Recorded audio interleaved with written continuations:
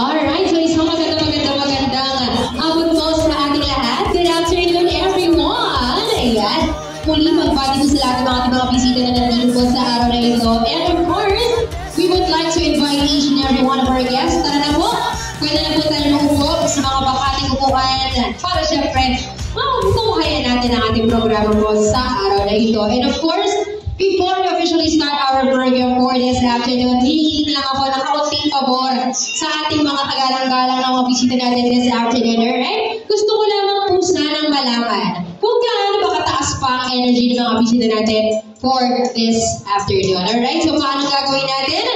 Eto na. So, ladies and gentlemen, bago tayo tuloy na mag-impisa ng ating programa, maaari po bumang makarinig muna mula sa inyong lahat ng isang malakas na palakpak para may kasamang sigaw.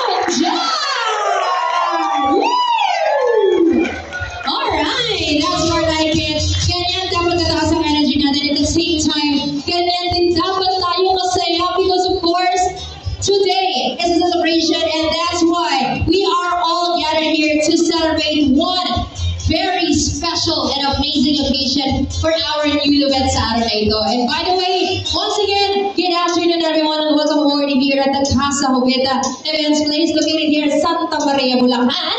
And as I've said earlier, we are all gathered here to witness and also to celebrate the wedding reception of our couple, Mr. and Mrs. LML. Kung bang imbitahan na po ang lahat ng ating mga bisita na magsipagtayo na matayang lahat because it is about time that we are now going to welcome all the grand entrance of our newlyweds or ating bagong kasal sa araw na ito.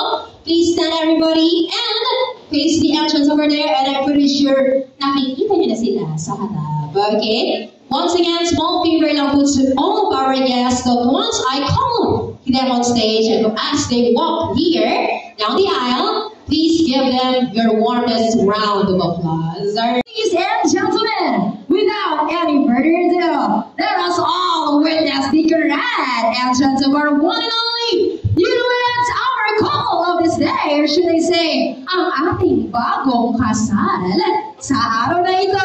So here you go, ladies and gentlemen.